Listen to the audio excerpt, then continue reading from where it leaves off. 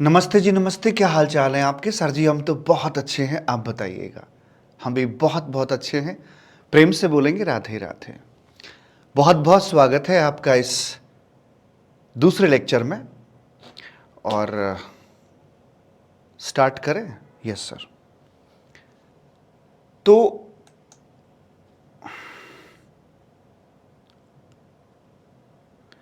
हम ये कह रहे थे आपसे, बाबा की बूटी का जो कार्यक्रम है वो आपका चल रहा था और इसमें हमने गुड्स और सर्विसेज देख लिया था। सप्लाई पर आ गए थे कि क्या सप्लाई है। पार्ट 1 चल रहा था इसका भी। इसमें लेफ्ट हैंड साइड देख चुके थे, जिसमें 3 बातें करी। एक, एबीसी को देखा। दूसरा, क्लब और जो उसके मेंबर होते हैं डीम्ड सेपरेट हैं। और तीसरा देखा, इंपोर्ट ऑफ सर्विस है। पर्पस चाहे बिजनेस हो या पर्सनल हो, सप्लाई बनाया जाता है। ध्यान दीजिएगा, इंपोर्ट ऑफ गुड्स का मैटर कस्टम्स के हाथों में चला जाता है। उसकी भी बात करेंगे, लेकिन थोड़ी अलग टाइप की। अब बात करते हैं यहां पर आकर, 4 स्पेसिफाइड एक्टिविटीज हैं जो कि फ्री होने पर भी सप्लाई बनती है। सरकार ने भक्तजनों ऐसे एरियाज को आइडेंटिफाई किया कि यार कहां पर व्यक्ति फ्री में काम कर सकता है और उसे जरा भी मलाल भी ना हो कि यार तूने काम फ्री में कर दिया है।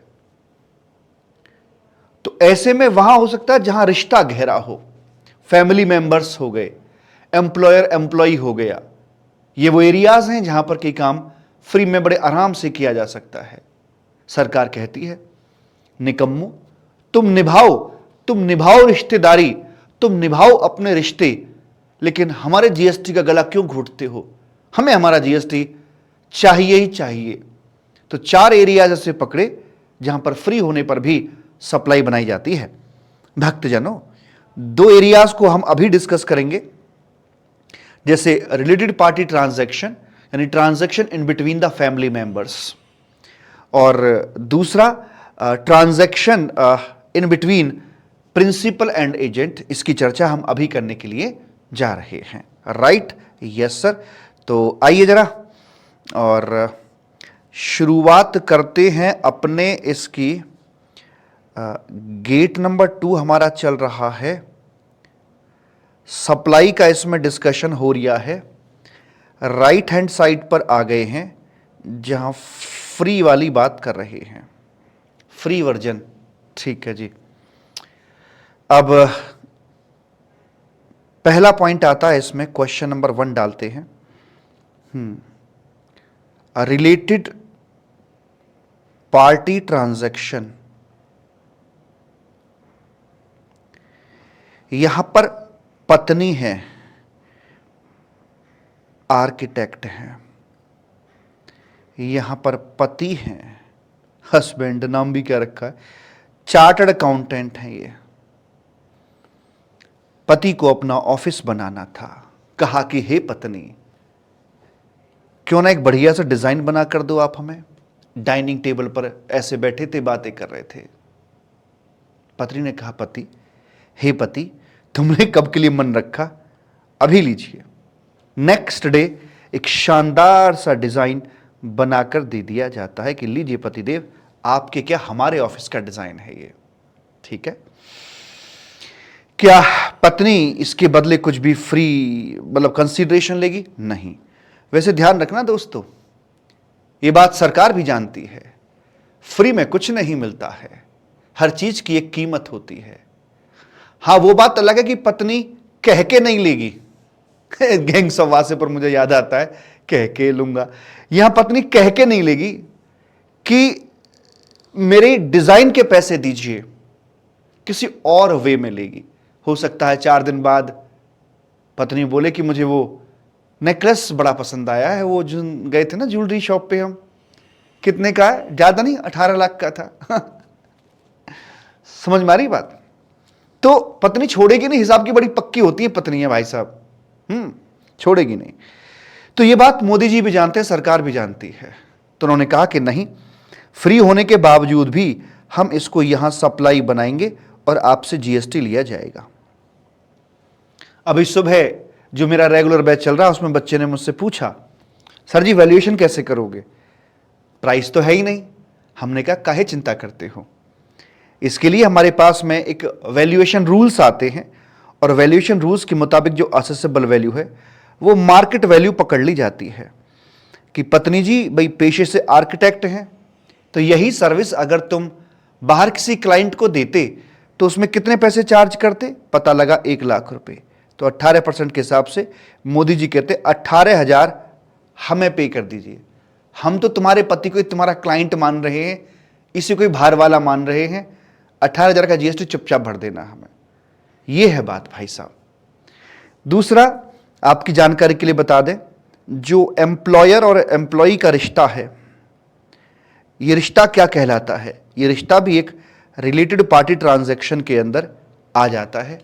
फ्री में कुछ होने पर भी अगर एम्प्लॉयर अपने एम्प्लॉय के लिए कुछ करता है, गिफ्ट शिफ्ट फ्री में करता है अच्छे खासे अमाउंट का, तो भैया जी वो भी आपका जीएसटी के दायरे में आता है, सप्लाई बन जाता है। ठीक। दूसरा इसमें नंबर आता है प्रिंसिपल और एजेंट के बीच की, हम बात करके चलते हैं। एक तरफ प्रिंसिपल होता है और दूसरी तरफ एजेंट होता है। प्रिंसिपल कौन बे, जैसे मान लीजिए यह है अंबुजा सीमेंट करके, चिंता मत करना, शुरू के 2-3 लेक्चर के अंदर लिखाई थोड़ी ज्यादा होगी, थोड़ा सा हाथ से लिखते हैं तो यूज टू हो जाते हैं, वरना मैंने मेरी किताबें बहुत शानदार बना रखी हैं, बस आपको कीवर्ड्स लिखने होंगे, बाकी जो रेस्ट ऑफ द स्ट्रक्चर है वो लिखा मिलेगा। ठीक। लेकिन शुरुआती दौर में तो आपको थोड़ा सा मुझे बीपी हाई करना है आपका, इसलिए लिखवाना है। ये अंबुजा सीमेंट है। मुझे बताइए फैक्ट्री में माल बेचा जाता है कि बनता है? अबे बनता है फैक्ट्री में, फैक्ट्री से बेचा नहीं जाता है। फैक्ट्री से माल जाता है फिर आगे डिस्ट्रीब्यूटर्स के पास में।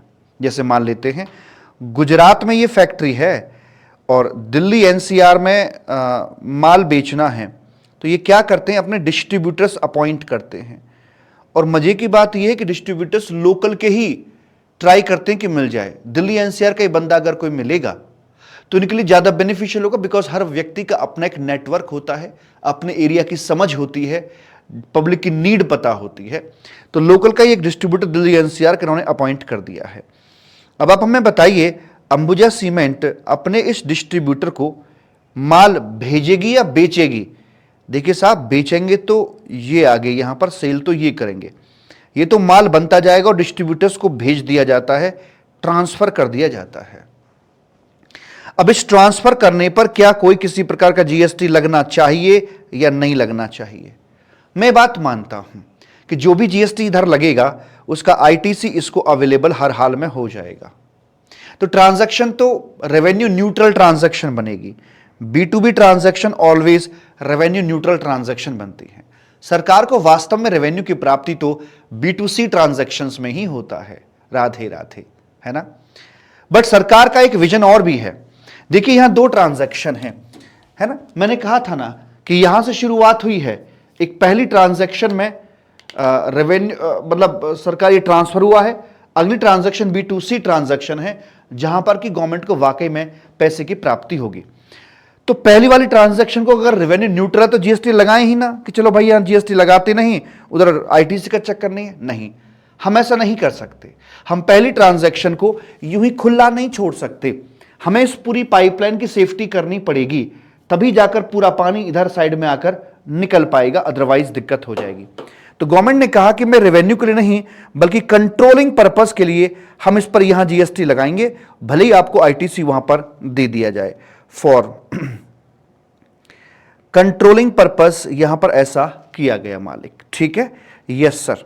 और इसलिए अगर मुझे जीएसटी लगाना है तो इस घटना को इधर आकर सप्लाई बनाना ही पड़ेगा। हमने बना दिया इसको यहां पर आकर। सर वैल्यूएशन कैसे करेंगे? इसके लिए वैल्यूएशन के रूल्स आएंगे, रूल 29 आएगा। मैं आपको बताऊं, इंटरमीडिएट लेवल पर आपके सिलेबस का हिस्सा नहीं थे वैल्यूएशन रूल्स, लेकिन अब वो आपके सिलेबस का हिस्सा हैं। तो यहां पर आकर रूल 29 आएगा, वो वही बोलेगा लाइक ओपन मार्केट वैल्यू पकड़िए, उसके हिसाब से यहां पर वैल्यूएशन करवा दिया जाएगा। प्रेम से बोलेंगे राधे राधे। ठीक राधे? हां सर जी एकदम ठीक है, कोई दिक्कत वाली बात यहां पर नहीं है। अच्छा बच्चा, ठीक है। बात हो गई तो एक थंब रूल और लिखिएगा, एक एक शायद कल लिखवाया था मैंने, तो एक थंब रूल और लिखें कि भैया रे गवर्नमेंट नीड एनीवन, गवर्नमेंट को इन दोनों में से कोई एक चाहिए जरूर हर हाल में, ईदर रेवेन्यू, या तो रेवेन्यू दे दो, या वो नहीं मिल रहा तो आप इन्हें कंट्रोल दे दो। कंट्रोल, कोई एक चीज जरूर चाहिए, पहली पसंद रेवेन्यू, नहीं है तो कंट्रोल दे दो।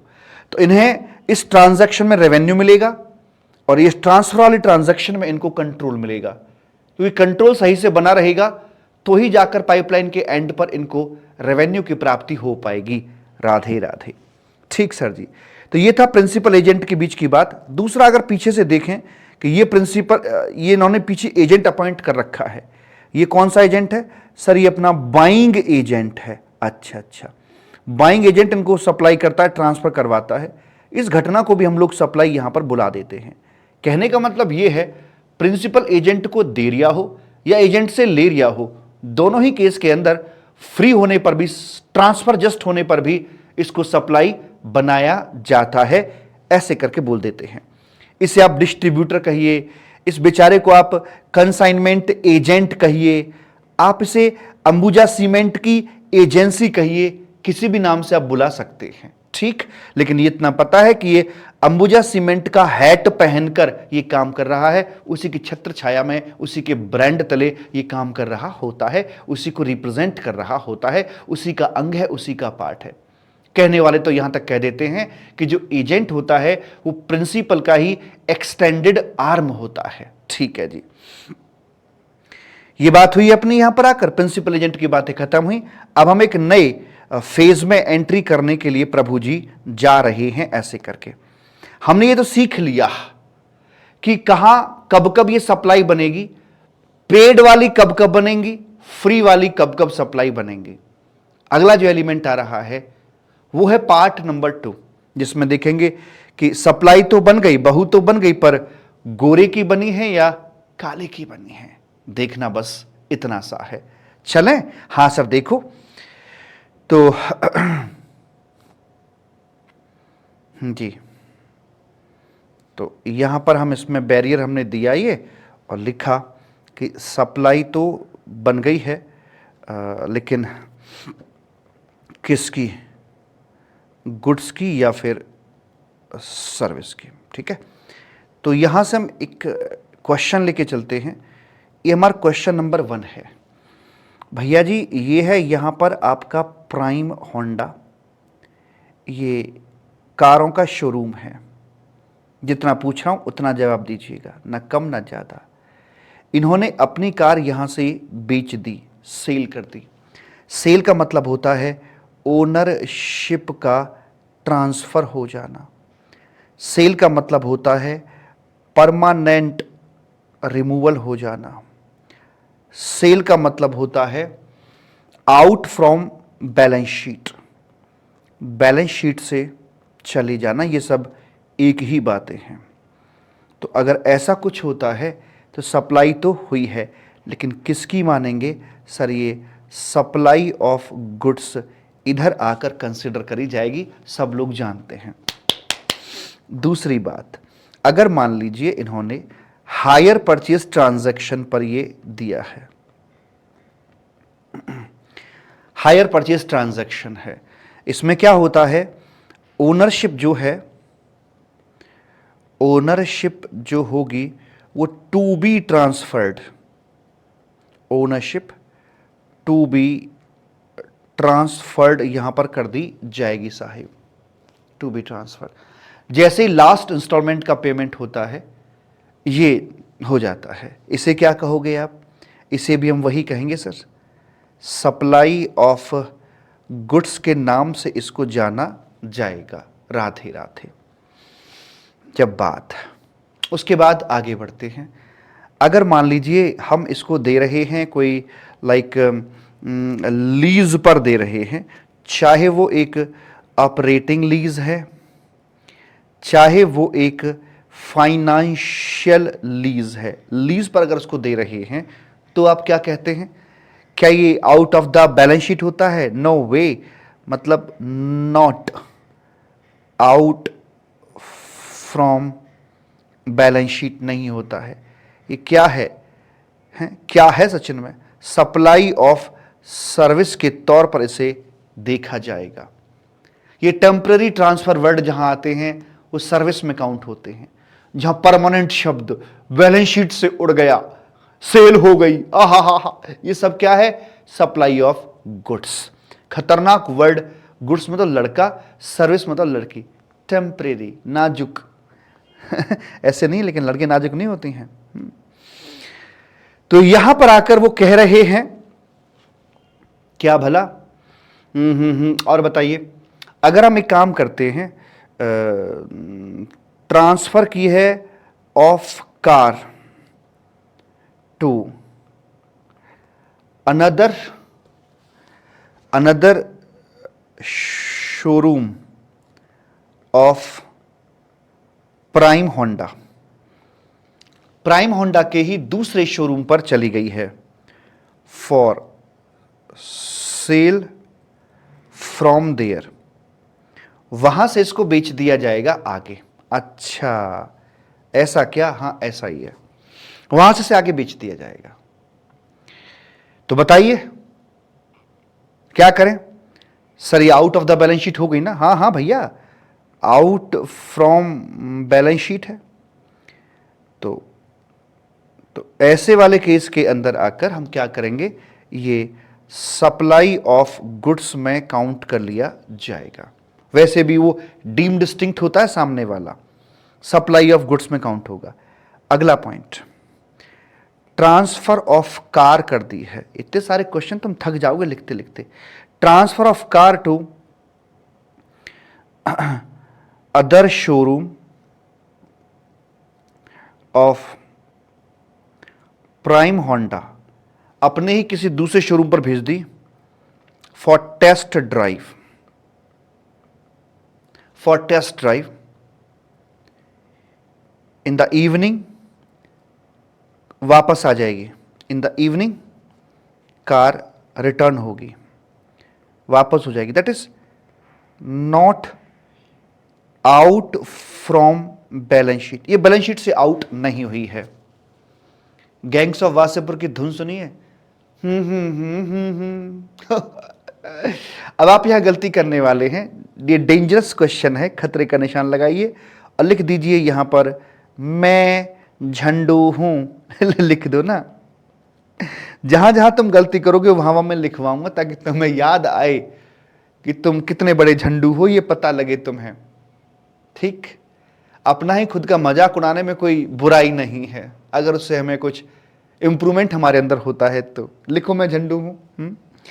Not out from balance sheet नहीं गया है। ये क्या है? ये सप्लाई ऑफ व्हाट? क्या ये सप्लाई ऑफ गुड्स है? अगर आप ये कहते हो तो ये भी जवाब आपका गलत है।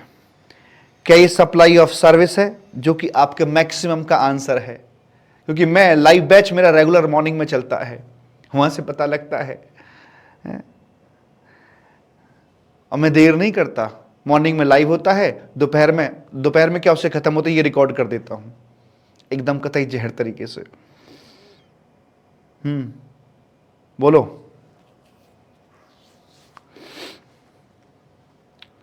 बोलो रे। सप्लाई ऑफ सर्विस आपने मैक्सिमम ने बोला होगा, लेकिन ये आंसर भी गलत है। दरअसल ये सप्लाई ही नहीं है। आप गुड्स की या सर्विस की तो बाद में बोलोगे ना। मतलब आप कह रहे थे कि ये गोरे की बहू है, कोई कह रहा काले की बहू है, और मैं क्या कह रहा हूं, ये बहू ही नहीं बनेगी भाई साहब, ये बहू ही नहीं है, ये सप्लाई नहीं बनती है। इसके पीछे एक सर्कुलर भी आया हुआ है, उसमें लिखा है कि डीम्ड डिस्टिंक्ट जो लोग होते हैं उनके बीच में कोई चीज सप्लाई तब बन पाती है जब परमानेंट ट्रांसफर होता है। सोचो अगर ये सप्लाई बन पाती तो क्या होता? एक शोरूम से दूसरे शोरूम पर गई है, यहां जीएसटी लग जाता, यहां क्रेडिट मिलता, शाम को फिर लौट के आ जाती, यहां जीएसटी लगता, यहां क्रेडिट मिल जाता, फिर कहीं और जाती, फिर यहां आती। तो हर मूवमेंट पर, हर टेस्ट ड्राइव पर जीएसटी भरो और क्रेडिट लो सामने वाला, बड़ा कलेश पड़ जाता। ये तो रोटेटिंग है, मूविंग है, घूमती रहेगी, घुमक्कड़ी है, कार ना हो गई, बवाल हो गया भाई साहब। तो ऐसे वाले केस में इसको सप्लाई नहीं माना जाता। जब डिटेल में आएंगे सप्लाई चैप्टर में तो देखेंगे सर्कुलर कि डीम्ड डिस्ट्रिक्ट के बीच में तभी सप्लाई कॉन्स्टिट्यूट हो पाती है जब वो वहां पर परमानेंट ट्रांसफर का केस बन रहा हो, वैसे करके। तो ये तो रही बात हमारे मूवेबल को लेकर। अब बात करते हैं इमूवेबल को लेकर कि ये भाई कब कब कैसे कैसे बन पाते हैं।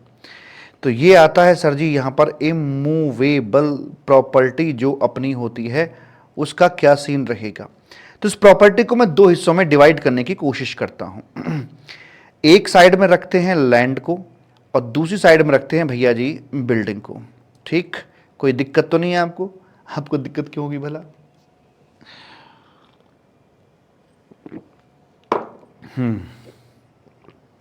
ये जो लैंड है अगर हम जमीन को बेच देते हैं, इसको सेल कर देते हैं, तो बताइए सप्लाई ऑफ गुड्स बनेगी या सप्लाई ऑफ सर्विस बनेगी? सर जी क्या बात कर रहे हैं आप, क्या बात कर रहे हैं, ये सप्लाई तक नहीं बनने दिया जाता है, इसको सप्लाई तक नहीं बनने देंगे। पढ़ेंगे हम, नो सप्लाई वाला कंसेप्ट देखने को मिलेगा, क्योंकि इस पे गवर्नमेंट को स्टैंप ड्यूटी लगती है। वो ना सोचिए, प्लॉट खरीदने बेचने पर भी अगर जीएसटी लगता तो भैया हो गया काम, फिर तो हो गया काम। अच्छा, और अगर हम इसे लीज पर दें तो हाँ वो बात समझ में आती है, फिर ये सप्लाई भी बनेगी, ऑफ किसकी बनेगी? एक बात की जानकारी मैं आपको दे देता हूं। गुड्स की डेफिनेशन हम लोगों ने पढ़ी थी, उसमें लिखा था मूवेबल प्रॉपर्टी ही गुड्स बन सकती है, और सर्विस की तो कोई डेफिनेशन थी नहीं, रेज्यूडरी थी कि जो गुड्स ना बन पाए, जो पुरुष ना बन पाए, वो सब स्त्री है। तो इमूवेबल प्रॉपर्टी क्या ये कभी भी गुड्स बन सकती है? नेवर, कभी नहीं बन सकती। अगर इमूवेबल प्रॉपर्टी कुछ बन सकती है तो सप्लाई ऑफ सर्विस तो बन सकती है, गुड्स तो कभी भी नहीं।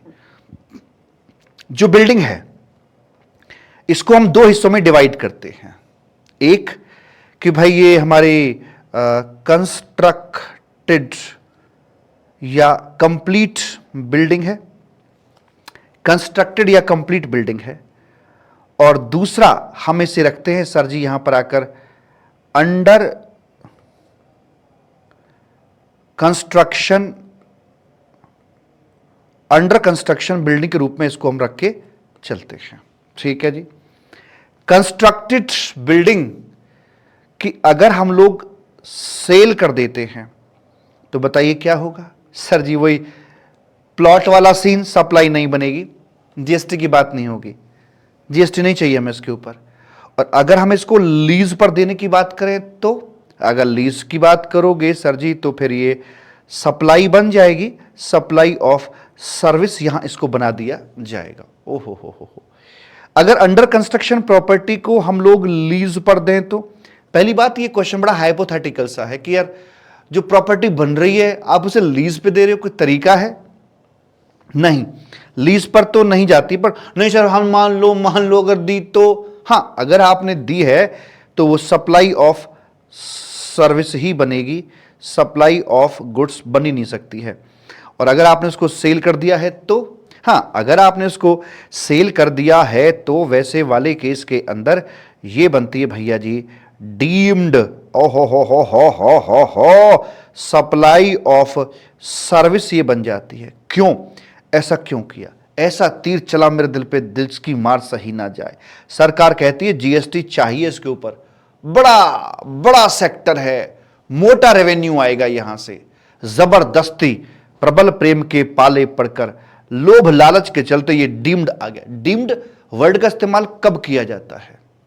जब किसी चीज को झुटलाने की कोशिश की जाए, सत्य को दबाने की कोशिश की जाए, जब कोई चीज वैसी नहीं होती जैसा लॉ मेकर चाहता है तो उसे वैसा बनने पर मजबूर किया जाता है। डीमिंग फिक्शन के जरिए प्रॉपर्टी को बेचना, चाहे वो अंडर कंस्ट्रक्शन ही क्यों ना हो, वो कभी भी सप्लाई तक नहीं बनता भाई साहब। अब सर्विस की बात, स्टैंप ड्यूटी जाती है उसके ऊपर, लेकिन यहां इन्होंने जिद पकड़ ली और कहा कि नहीं, डीम्ड सप्लाई ऑफ सर्विस है। अब डीम्ड वर्ड के आगे हम कुछ बोल नहीं सकते। अगर इससे बोला जाए कि ये सांप है तो आपका ये तर्क कि इसमें जहर तो भरा ही नहीं, अपने तर्क अपने पास रखो, आवाज नीचे, खामोश। ऐसा मैं नहीं, लॉ मेकर कहने को बोलता है, क्योंकि अपने देशों की पूर्ति के लिए किसी भी हद तक जाते हैं, बाई हुक और बाई क्रुक। उंगली सीधी से घी निकले तो ठीक है, वरना टेढ़ी करने में कोई गुरेज नहीं करते हैं। ये बात हो गई, इसका रीजनिंग प्रॉपर करूंगा जब मैं चैप्टर पे आऊंगा, तब उसमें बात करके चलेंगे हम लोग। और अब आते हैं क्वेश्चन नंबर आगे। क्वेश्चन नंबर क्या, दूसरा एलिमेंट भी आपका यहां पर आकर साहब पूरा हो जाता है। और अब हम बढ़ते हैं अपने तीसरे फेज की तरफ, जिसमें लिखा है no supply. No supply, new magic of WG liquor वाले कई सारे पॉइंट्स आपके यहां पर ये दिए हुए हैं, इनको हम डिस्कस करने के लिए जा रहे हैं। Are you ready? हां सर, मैं तो कब से हूं रेडी, तैयार। आइए, तो ये है अपना नो सप्लाई का। हम आ गए हैं अपने पार्ट नंबर भैया जी 3 पर आ गए हैं, जहां पर लिखा है नो सप्लाई कि ये चीजें सप्लाई नहीं बनेंगी। और इसमें स्लोगन है new magic of WG liquor वाले। और इसमें पहले आता है एन। एन का मतलब है NTT टू NTT यहां पर बोल दिया जाता है। वो काम कैसे करता है देखिए, अगर ये आपका ऐसे करके इंडिया है और ये हो गया आपका USA, प्रभु जी ये है आपका श्रीलंका, श्रीराधे श्रीराधे श्रीराधे श्रीराधे श्रीराधे, ये श्रीलंका है। ट्रांजैक्शन को मीडिएट कराया है किसी मिस्टर एक्स ने। इनके नाम दे देते हैं, यहां पर मिस्टर कोई A करके है और यहां पर मिस्टर कोई B करके है। अब इनने मिस्टर एक्स ने दोनों पार्टीज को मिलाया कि आन मिलो सजना, और इनकी डील करवा दी। और डील करवा के यहां से गुड्स जहाज के रास्ते इधर साइड में यहां पर पहुंचवा दिया जाता है। मेहरबानो, मेरा जो सवाल है आपसे वो ये है कि यहां पर ये जो गुड्स रखा हुआ है, इस गुड्स पर इंडिया में GST आना चाहिए कि नहीं आना चाहिए? जो पूछ रहे हैं वो बताइएगा। आपके तन मन से एक ही आवाज आएगी, नहीं। छोड़ दो, भगवान के लिए छोड़ दो। क्यों? क्योंकि इसमें आपका डेस्टिनेशन प्रिंसिपल लग गया और उसके मुताबिक टैक्स तो इस श्रीलंका को मिलने चाहिए। इंडिया वाले भला इस पे टैक्स क्यों लगाएंगे? इसलिए मैंने इस पे GST नहीं दिलवाना चाहता। चाहत बताना बस, मंगता है क्या वो बोलो। हमें GST यहां पर नहीं चाहिए।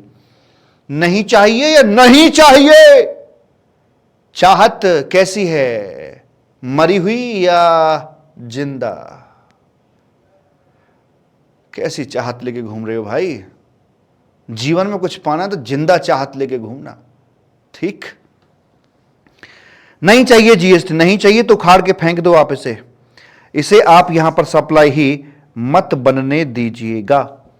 मैं ये नहीं कह रहा कि सप्लाई नहीं है तो GST नहीं देना पड़ रहा ना। अबे मैंने GST चाहिए नहीं था, इसलिए मैंने सप्लाई बनने नहीं दिया।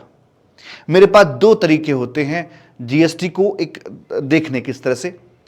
अगर GST नहीं चाहिए तो एग्जेम्प्ट करना, और GST नहीं चाहिए तो फिर गेट नंबर 2 से सप्लाई ही मत बनने देना, रूट उखाड़ कर फेंक देना।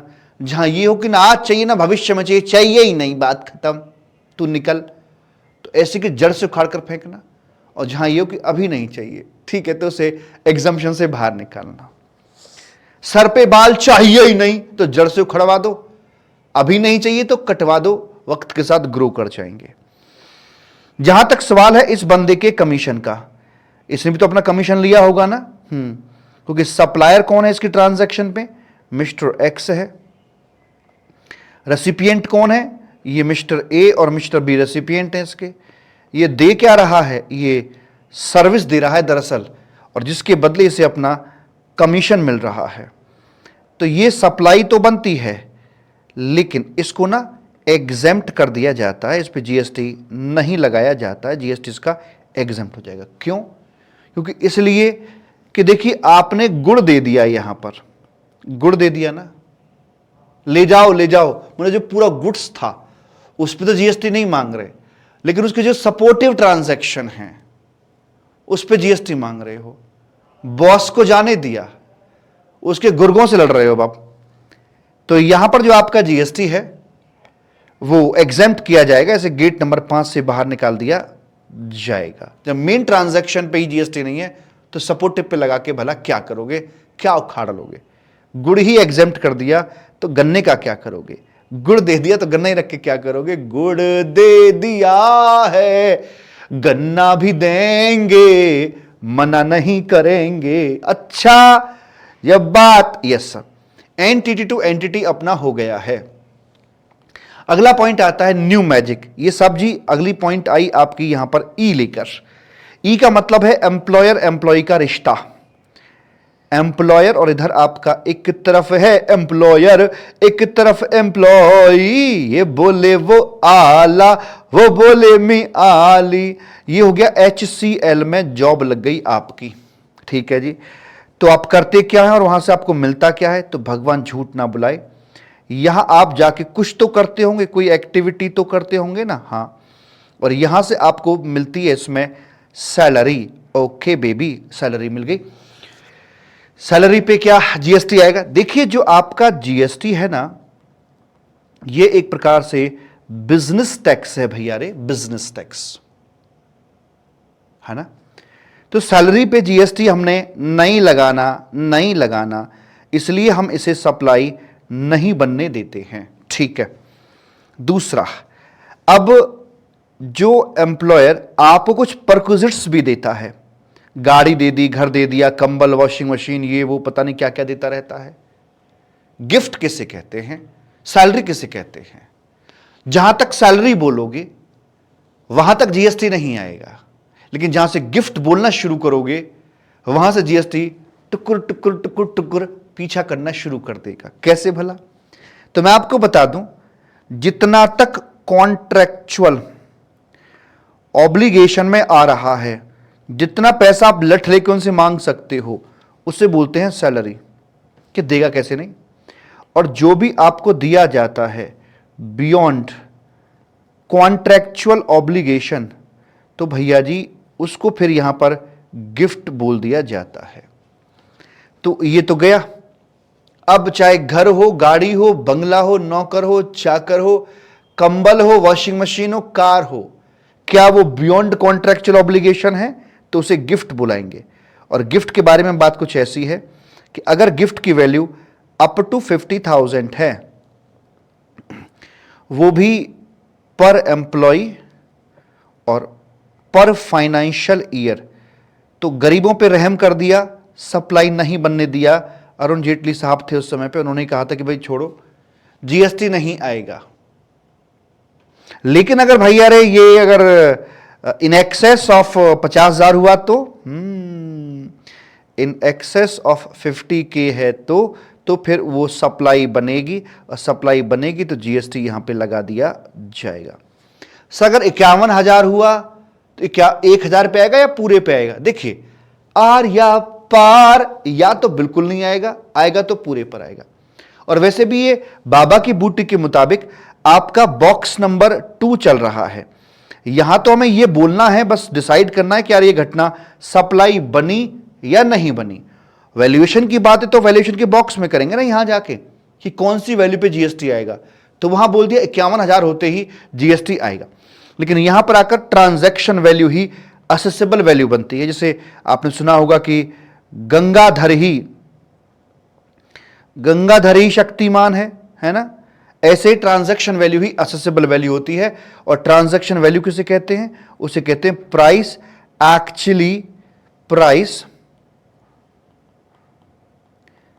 एक्चुअली पेड और पेबल जो होता है, प्राइस एक्चुअली पेड और पेबल जो होता है, उसे मालिक यहां पर हम लोग बुलाते हैं भला क्या? Transaction value. तो ऑटोमेटिकली ये जो वर्डिंग्स है, ये 1,000 नहीं 51,000 को अपने आप यहां पर आकर कैच कर लेगी और यहां पर बात बना दी जाएगी। ठीक, यस सर।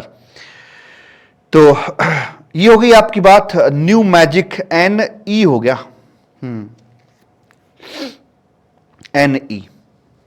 NEW की बात करते हैं अब आगे। W का मतलब है बॉन्डेड वेयर हाउस। W का मतलब हो गया custom bonded warehouse. Yes sir, custom bonded warehouse आपका ये हो जाता है। क्या मामला है पूरा जरा ध्यान से देखना भैया जी। ये ऐसे करके आपका इंडिया है और यहां पर ये होता है कस्टम बैरियर्स। क्या बोलते हैं इसे? कस्टम बैरियर के नाम से जानते हैं। इंडिया के बाहर से जब आपका गुड्स इंडिया में आता है तो पहले तो वो यहां पे आके टप्पा खाता है, इधर आके टप्पा खाएगा। यहां ये क्या था? ये पोर्ट था। फिर या तो यहां से ऐसे छुड़ाया जाएगा इसको, ये आपका घर था, या फिर आप इसे कस्टम के वेयरहाउस में लेकर जाते हैं। तो यहां से पहले वो यहां जाता है और फिर यहां से वो घर की तरफ ऐसे करके मालिक आ जाता है। ठीक, तो मुझे एक बात बताइए, दोनों ही सूरतों में गुड्स कस्टम बैरियर को कब पार कर रहा है? यहां पार कर रहा है जब घर जाने की बात आ रही है। तो भैया जी जो इंपोर्ट ड्यूटी होती है ना यार, वो इंपोर्ट ड्यूटी इस पॉइंट पर पेबल होती है when goods are moving to home consumption, घर की तरफ जा रहा होता है। ठीक, इसमें जब पोर्ट से सीधा घर लेके आए थे तो इंपोर्ट ड्यूटी इस पॉइंट पर पेबल होती है। ध्यान दीजिए, अगर आप कस्टम बैरियर पार नहीं कर रहे हैं तो हम कोई इंपोर्ट ड्यूटी की बात नहीं कर सकते। आप अपने गुड्स को रखे रखो 6 महीने वेयर हाउस के अंदर, भाई कोई ड्यूटी की डिमांड आपसे करने वाला नहीं है। ठीक, जैसे ही आप बाहर अपने घर की तरफ मुड़ोगे, होम कंजम्पशन यानी कि ये बताने की कोशिश कर रहे हो कि इसका अब जो डेस्टिनेशन है वो इंडिया है, बस वहीं पर आपसे ड्यूटी की डिमांड कर ली जाएगी। अब हुआ क्या? देखिए, जो आपका यहां पर है, मैं जानता हूं कि ये हमने किया, यहां पर इंपोर्ट ऑफ गुड्स किया मेरे बच्चा, और इसके ऊपर हमें पता है कि इंपोर्ट ड्यूटी पेबल होती है। इंपोर्ट ड्यूटी कलेक्ट की जाती है बाय कस्टम डिपार्टमेंट या कस्टम लॉ के अंडर डिपार्टमेंट के द्वारा कलेक्ट की जाती है। ठीक, सवाल ये उठता है कि इस घटना पे चूंकि डेस्टिनेशन प्रिंसिपल है तो आईजीएसटी भी आएगा। बॉर्डर बीच में आ रहा है, आईजीएसटी आएगा। आईजीएसटी कौन कलेक्ट करेगा? सर आईजीएसटी जो है वो कलेक्ट किया जाएगा by GST department. Sir very good, बहुत अच्छा, वो देखेंगे इसको। लेकिन भाई मेरे एक चीज ध्यान रखना, जो आपकी इंपोर्ट ड्यूटी है वो प्रीपेड मैनर की है कि पहले पैसे दो तो आपका गुड्स कस्टम डिपार्टमेंट छोड़ेगा। लेकिन पोस्टपेड है आपका जीएसटी। महीने भर तक खूब दबा के बिजनेस करो, अगले महीने की 20 तारीख को मुट्ठी खोल देना, पेमेंट उनका कर देना, वो पोस्टपेड पे है। तो यहां थोड़ी प्रॉब्लम हो जाएगी कि अगर मैंने गुड्स इंपोर्ट किया तो मुझे 2 विंडो पे भटकना पड़ रहा है, कस्टम के लिए प्रीपेड, जीएसटी के लिए पोस्टपेड, एक बार यहां एक बार वहां, ये वो। क्या सरकार यही है ईज ऑफ डूइंग बिजनेस? क्या यही सहूलियत दे रहे हो आप अपने लोगों को, बिजनेसमैन को?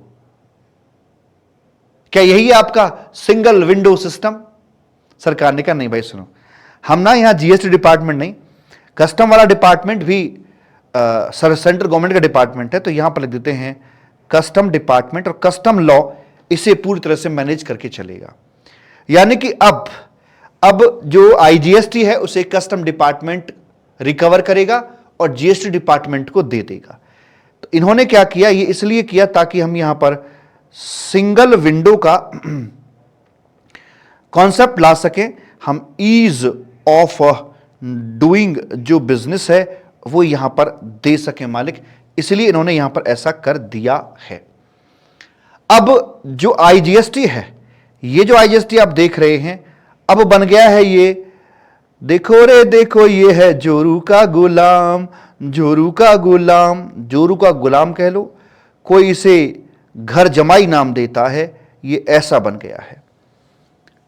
इंपोर्ट ड्यूटी का पल्लू पकड़ के उसी के पीछे घूमता रहता है और कोई काम नहीं, इसे उसी को फॉलो करता है। कैसे भला? मैं आपसे कुछ सवाल पूछता हूं। क्वेश्चन नंबर 1, गुड्स इंपोर्ट किया जाता है बाय मिस्टर एक्स और सेल कर दिया टू मिस्टर वाई को before reaching at port, that is in TWI। के अंदर एक्स ने वाई को माल बेच दिया है, बाहर से लेकर आ रहा था, डॉक्यूमेंट ट्रांसफर कर दिए, TWI के अंदर ट्रांजैक्शन हो जाती है। हम सभी जानते हैं TWI भी इंडिया का ही हिस्सा है, उसी का पार्ट है। पहला प्रश्न, क्या इसके ऊपर इंपोर्ट ड्यूटी की कलेक्शन की बात होगी? जी नहीं, इंपोर्ट ड्यूटी की सर बात यहां पर नहीं करी जाएगी। कारण साफ है कि इंपोर्ट ड्यूटी की बात तब होती जब गुड्स कस्टम से बाहर जा रहा होगा। अभी तो TWI में मौज कर रहा है, अभी इंपोर्ट ड्यूटी का जिक्र कतई भी यहां पर नहीं किया जाएगा। तो हम लिख देते हैं इंपोर्ट ड्यूटी यहां पर अभी नहीं आएगी। चलो लगे हाथ बता दो, क्या इसके ऊपर IGST आएगा? ये जोरू का गुलाम है, पल्लू पकड़ के उसी के साथ घूमता रहता है, इतना बावला सा हो गया मेरा तो बच्चा। ये नहीं लगेगा। अगर नहीं लगा, नहीं नहीं बिल्कुल नहीं, इसलिए हम इसे यहां पर सप्लाई नहीं बनने देते हैं। अच्छा, दूसरा क्वेश्चन, क्वेश्चन नंबर 2 ये है कि गुड्स जब पोर्ट पर था, दिन के 12 बजे गुड्स पोर्ट पर है, एक्स ने बेच दिया, सॉरी वाई था ना तो नया मालिक, वाई ने इसे बेच दिया टू मिस्टर जेड को बेच दिया। ये जो ट्रांजैक्शन हुई है यहां पर आकर, कैश ट्रांजैक्शन पर इंपोर्ट ड्यूटी की बात करी जाएगी? No way. क्या IGST की बात करी जाएगी? No way. हमने इसे सप्लाई ही नहीं बनने दिया। Question number 3, goods in warehouse, दोपहर के 2 बजे बिग बॉस और जेड ने बेच दिया, ए को गुड्स बेच दिया। क्या इसके ऊपर इंपोर्ट ड्यूटी आएगी या नहीं आएगी? नहीं। क्या IGST इसके ऊपर आएगा? नहीं आएगा, इसलिए हम इसे सप्लाई नहीं बनने देंगे। अरे कहना क्या चाहते हो? कहना यह चाहते हैं कि जब तक गुड्स कस्टम बैरियर को पार नहीं करेगा, उससे पहले कितनी बार भी सेल या सप्लाई हो जाए, ट्रांसफर्स हो जाए, उस घटना को सप्लाई नहीं बुलाया जाएगा। क्रक्स ये कहना चाहते हैं, इंपोर्ट ऑफ गुड्स का मैटर आता है निकल के, and before clearance for home consumption, हा, before clearance for home consumption, छुड़ाने से पहले कितनी बार भी सेल क्यों ना हो जाए, उस घटना को हम सप्लाई नहीं बनने देंगे। कारण यह है कि IGST इंपोर्ट ड्यूटी का पल्लू नहीं छोड़ रहा, और इंपोर्ट ड्यूटी एक्टिव तब होती है जब कस्टम बैरियर को पार कर रही होती है, इसलिए यहां पर ऐसा किया जाता है। प्रेम से बोलेंगे राधे राधे। कैसी लगी? बढ़िया? हां सर बढ़िया है। ठीक है, तो कोई दिक्कत नहीं है। नहीं, दिक्कत तो हमें भी नहीं है। न्यू मैजिक, अब आता है यहां पर एम। एम का मतलब है मॉर्चरी, मॉर्चरी की सर्विसेज। मतलब ये कि भाई जो शमशान घाट है, तो वहां जब शव को जलाया दफनाया जाता है, तो वहां पर जो भी 2, 4, 5 हजार रुपये लिए जाते हैं इस क्रिया के लिए, अंतरात्मा से बताइए क्या उस पर GST आना चाहिए? नहीं। बहुत संवेदनशील मामला है, इससे बड़ा दुख कोई नहीं होता है। इस घटना को हम यहां पर सप्लाई नहीं बनने देंगे। इस घटना को हम सप्लाई यहां पर नहीं बनने देंगे किसी भी हालत में, चाहे जो मर्जी हो जाए। ठीक है जी, जड़ से उखाड़कर हमने इसे फेंक दिया है। ना तो आज GST है और ना ही आगे इस पे GST कभी रखवाया जाएगा। प्रेम से बोलेंगे राधे राधे। ठीक सर जी। दूसरा, यहां पर एक बस है, इससे बोलते शव वाहन, जो शव को लेकर जाती है। तो बताएं जरा, उसका किराया लगा 2000 रुपये मृत शरीर को ले जाने का, क्या उस पर GST चाहते हो? नहीं। क्या आप इसे सप्लाई बनवाओगे कि नहीं बनवाओगे? नहीं सर, हम इसे सप्लाई नहीं बनने देंगे। Very good. न्यू मैजिक, ए आता है। ए मतलब एक्शनेबल क्लेम की हमारी बात हो जाती है। हमें पता है यार, 2 प्रकार की बात यहां पर होती है। एक आता है आपका ये स्पेसिफाइड एक्शनेबल क्लेम आता है बाबू मेरे। उसमें क्या बोलते हैं? 3 तरह के थे, बताया नहीं था मैंने पिछली क्लास में। उसमें होते हैं आपके ये लॉटरी, बैटिंग, गैम्बलिंग, स्पेसिफाइड और वो कैसीनो, हॉर्स रेसिंग और ऑनलाइन मनी गेमिंग, ये स्पेसिफाइड एक्शनेबल क्लेम थे। इनको हम लोग गुड्स भी बुलाते हैं और इन पर हमें जीएसटी भी चाहिए और इसे हम इसलिए सप्लाई भी बनाकर चलते हैं। लेकिन जो आपके अदर्स थे, अदर एक्शनेबल क्लेम होते हैं, वो ठीक है, गुड्स तो बनेंगे। जब इसको बोल दे तो उसको भी गुड्स तो बोलना ही पड़ेगा। जाति थोड़ी चेंज कर सकते हैं इसकी, हम जेंडर थोड़ा चेंज कर सकते हैं, किसी का जेंडर चेंज नहीं कर सकते। अब जीएसटी इस पर नहीं चाहिए क्योंकि पुराने समय में इस पर जीएसटी नहीं लगता था, इसलिए हम इसे सप्लाई नहीं बनने देंगे, ऐसा यहां पर बोल दिया जाता है। ठीक बुरा? यस सर, हम इसे सप्लाई यहां पर नहीं बनने देंगे। न्यू मैजिक MAG की बात करते हैं। जी में आते हैं आपके पीपल ऑन द फ्लोर, जो सरकारी आदमी हैं उनकी बात कर रहे हैं, चाहे वो आपके यहां पर गवर्नमेंट रिप्रेजेंटेटिव ही क्यों ना रहे हों, पीएम साहब हों,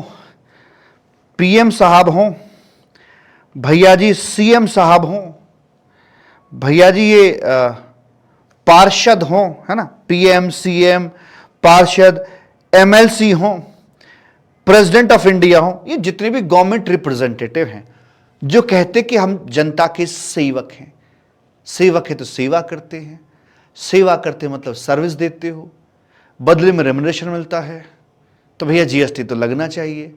लेकिन जैसे जीएसटी की बात आती है कि बोले नहीं नहीं नहीं नहीं नहीं, हमारे द्वारा की गई एक्टिविटी को सप्लाई नहीं माना जाएगा। यानी ये जीएसटी का मरा हुआ सांप इन्होंने अपने गले से निकालकर फेंक दिया कि ये फंदा हमारे लिए नहीं है, हम ही तो बनाने वाले हैं, अपने गले को कैसे घोट लें इससे, हम नहीं करेंगे ऐसा। यहां तक कि जो गवर्नमेंट बॉडी के जो पार्ट टाइम डायरेक्टर्स वगैरह होते हैं, इसके जो पार्ट टाइम डायरेक्टर्स वगैरह जो होते हैं मालिक, उन पर भी जीएसटी की बात नहीं करी जाएगी। उनको भी घटना, उनकी इस एक्टिविटी को हम सप्लाई नहीं कहेंगे। Right? Yes sir. New magic अब आता है आई में क्या बोलते हैं सर जी? आई में वही आ गया अपना, मैंने पीछे बताया था ना, इमूवेबल प्रॉपर्टी, जैसे कि अपना वो जमीन हो गई, पीछे हमारी बात हुई थी अभी, जमीन हो गई और कंप्लीटेड जो बिल्डिंग होती है वो हो गई, है ना। तो इस तरह की जो चीजें हैं भाई जी, इनको सेल वगैरह कर रहे हो तो इसको सप्लाई नहीं मानते, क्योंकि भाई आप भी जानते हो, हम भी जानते हैं यार, स्टैंप ड्यूटी जाती है अच्छी खासी, 7-8% की जाती है भाई जीएसटी लग गया तो खरीद बिक्री ही बंद हो जाएगी। ये कोई छोटा मोटा सामान गुड्स नहीं है, ये बड़ी बड़ी बिल्डिंग और प्लॉट्स की बात हम कर रहे हैं, सब्जी नहीं है यहां पर कोई। न्यू मैजिक क मतलब अपना कोर्ट कचहरी हो गया, चाहे आपके ट्राइब्यूनल्स हो गए भैया जी, कोर्ट हो गए, ट्राइब्यूनल्स हो गए साहब जी, तो इनके बारे में बतिया रहे हैं आपसे। क्या कह रहे हैं बे? कह रहे हैं कि देखिए यहां पर जो भी आपका ये सुप्रीम कोर्ट है, हाई कोर्ट है, नीला court, other court, tennis court, जो भी आपका कोर्ट है, यहां पर मिलता क्या है? Justice. We want justice.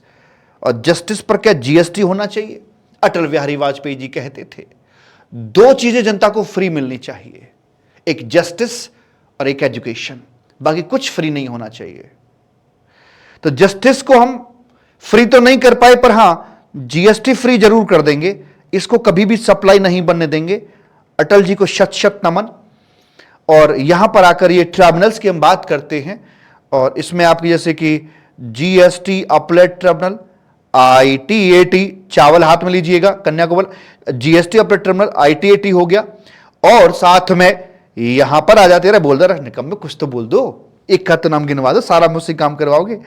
NCLT हो गई, NCLT हो गई, ऐसे करके बोल दिया जाता है। ठीक, नात मत निकालो, यहां ध्यान दो, कुछ मदद की जरूरत पड़ा करे तो दे दिया करो। तो यहां पर भी क्या मिलता है आपको? यहां पर मिलता है ये दिल मांगे मोर, जस्टिस ही तो मिलता है सर, और जस्टिस पर जीएसटी ना लगाया जाएगा, उसे जीएसटी फ्री कर दिया जाएगा। ओके बेबे यो। New magic of WG। अब ये क्या है? WG कहां से आ गए जी?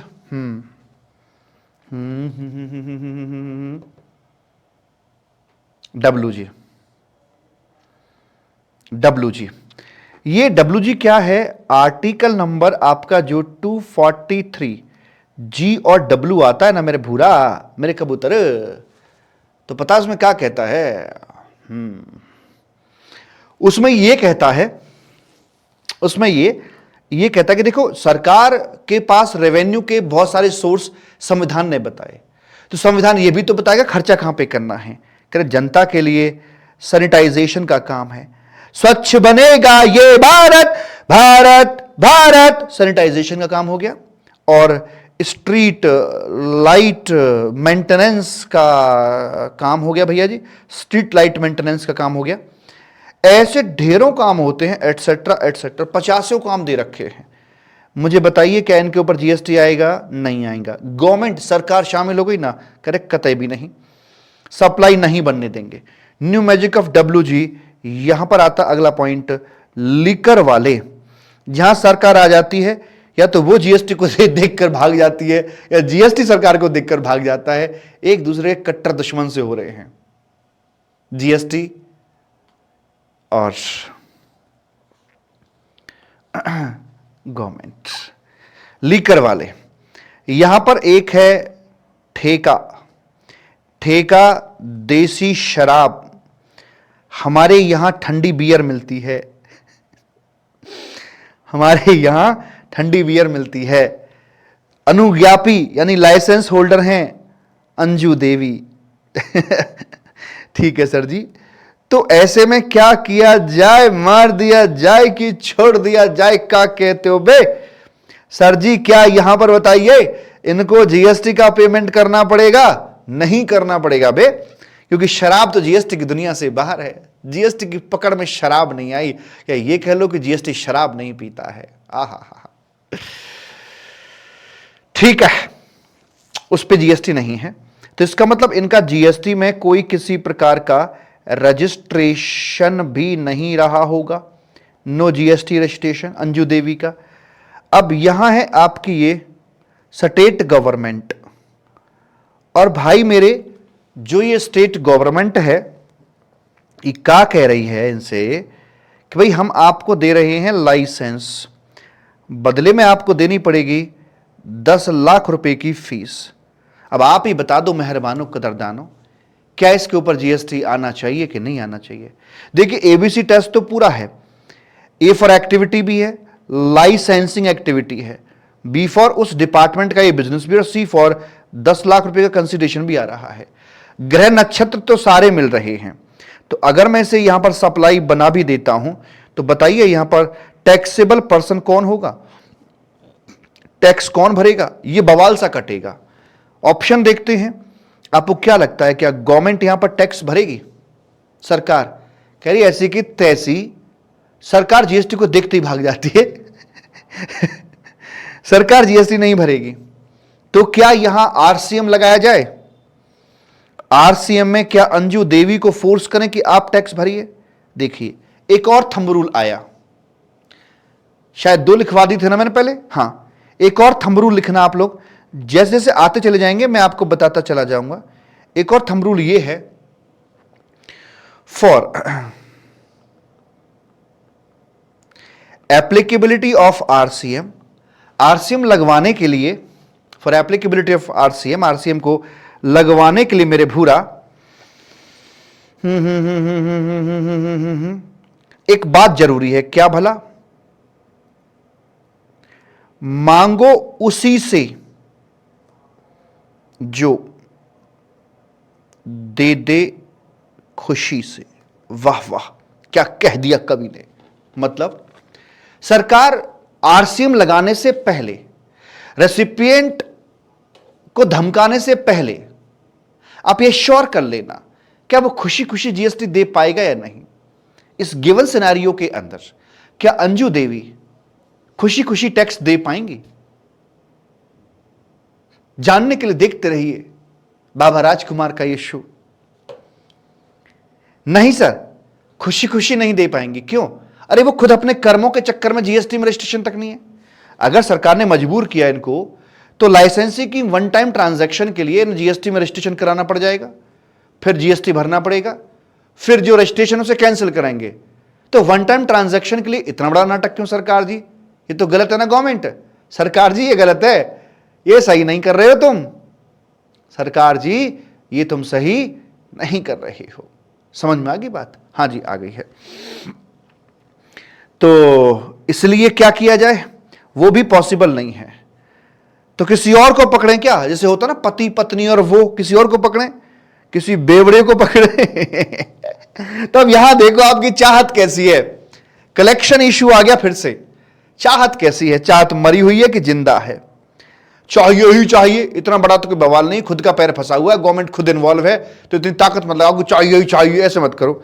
मरी चाहत, चाहत ज्यादा कुछ है नहीं, तो बेवड़े से वैसे नहीं मिल पाएगा, कोई प्रैक्टिकलिटी भी समझ नहीं आ रही है। एक काम करो, ये जो प्रॉब्लम आप देख रहे हैं ये टेम्परेरी है कि परमानेंट है? आपको बता दूं, शराब जीएसटी में कभी नहीं आएगी, उस पर कॉन्स्टिट्यूशनल का ढक्कन लगा हुआ है, वो कभी नहीं खुलेगा। संविधान पढ़ेंगे तो बताऊंगा मैं आपको जब।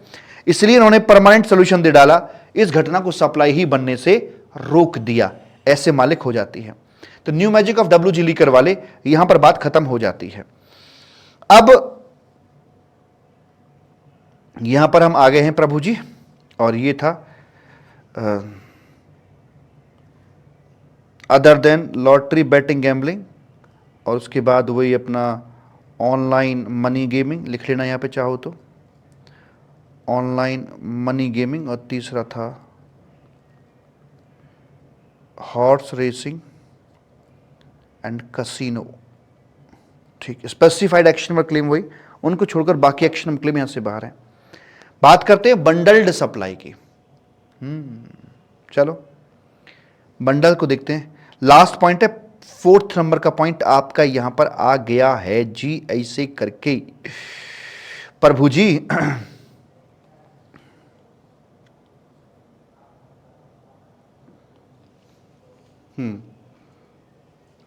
फोर्थ नंबर का पॉइंट है जी अपना। पार्ट नंबर आ गया है साहब जी 4। क्या बोलते हैं इसमें? बंडल्ड। बंडल्ड सप्लाई, जब goods plus service, service plus goods, service plus service, goods plus goods, ये जब आते हैं तो बंडल कहते हैं। सुबह बच्चे ने क्वेरी पूछी, सर इसमें और इसमें फ़र्क क्या है? मैंने कहा पहले वाले में लड़का लड़की को लेके जा रहा है और दूसरे वाले में लड़की लड़के को लेके जा रही है। कह अच्छा, मतलब वही वाला डिफरेंस जो लिखा होता था सैलरी एंड वेजेस तो पीएनडल में डालना है, वेजेस एंड सैलरी तो ट्रेडिंग में डालना है, वही वाला? हाँ पकड़ गया, वही वाला डिफरेंस है बिल्कुल। तो ये बंडलिंग हो रखी है यहाँ पे। तो बंडलिंग जो होती है वो 2 तरह की होती है। जैसे कि एक होती है नेचुरल बंडलिंग, नेचुरल बंडलिंग। एक होती भैया जी आर्टिफिशियल बंडलिंग, आर्टिफिशियल बंडलिंग। जिस घर में आप रहते हो वो घर किसका है? आपका है क्या? आप बोलोगे हाँ। आपकी सिस्टर का है क्या? करे हाँ। आपके ब्रदर का है क्या? करे हाँ। आपके पिताजी का है क्या? करे हाँ। मदर का है क्या? कि हाँ। सबका है क्या? करे हाँ। अरे क्या बात है, सबका घर है, वाह वाह वाह। लेकिन जब यही बात मैं आपकी गली में आकर आप किसी पड़ोसी से पूछूं ये घर किसका है, क्या वो पूरे परिवार के सदस्यों का नाम लेगा या कोई एक नाम लेगा? एक नाम लेगा, पिताजी का नाम लेगा। चलती भले ही माताजी की है, बट सोशली चूंकि पुरुष प्रधान देश है तो पिताजी का ही नाम बाहर लिया जाएगा, भाई उनका घर है। ठीक है जी, नेचुरल बंडलिंग इसे कहते हैं। जैसे लाइक फैमिली एक नेचुरल बंडल है, नेचर के द्वारा बनाया हुआ एक बंडल है। ये हमारी चॉइस के हिसाब से नहीं होता कि मुझे यही बहन चाहिए थी, कि यही भाई चाहिए था, कि यही मम्मी पापा चाहिए थे। इसमें हमारा कंट्रोल ही नहीं है किसी तरीके का, नेचुरल बंडल है। लेकिन कुछ दोस्त हैं, दोस्त, और वो stay in a flat, flat लेकर रह रहे हैं। क्या ये नेचुरल बंडल है? नहीं, ये तो बाई चॉइस है। ये तो वही कहीं की ईंट कहीं का रोड़ा, भानुमति ने कुनबा जोड़ा। ये तो भाई साहब ऐसा मामला है, ये आर्टिफिशियल बंडलिंग है।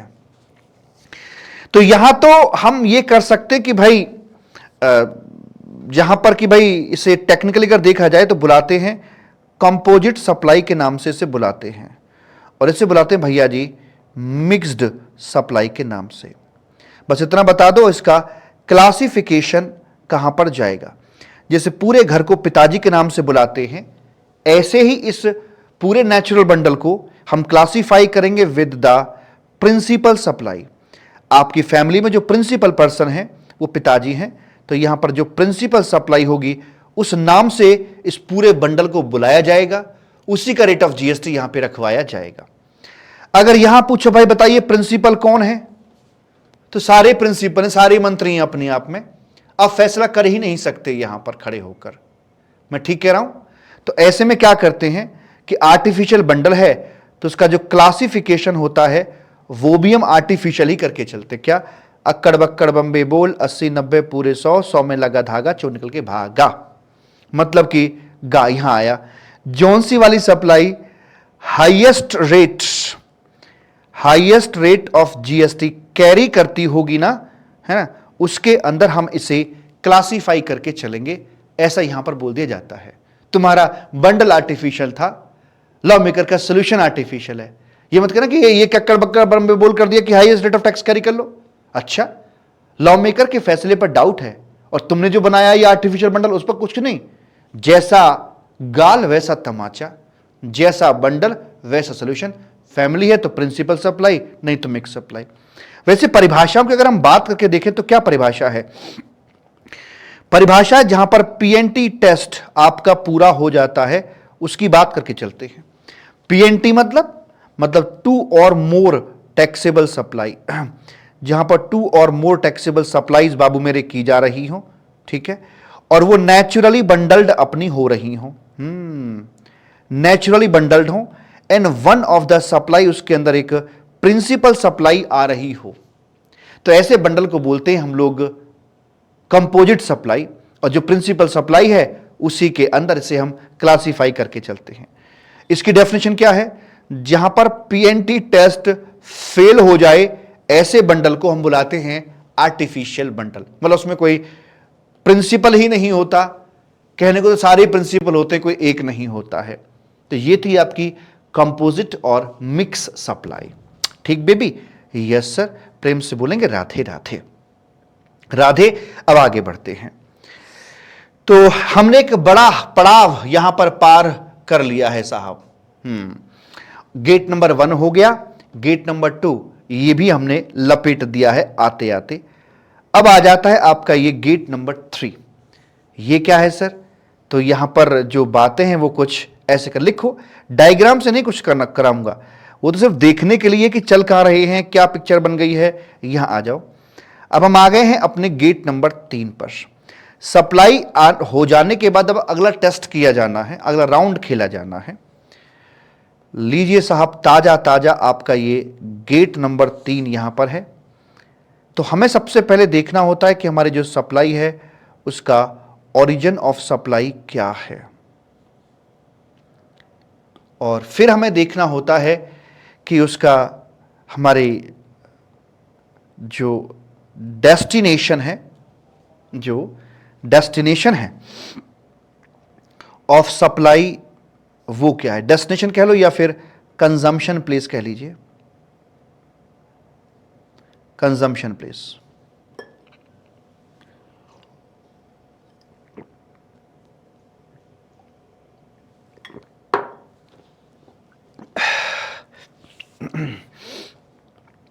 डेस्टिनेशन या कंजम्पशन प्लेस कह सकते हैं।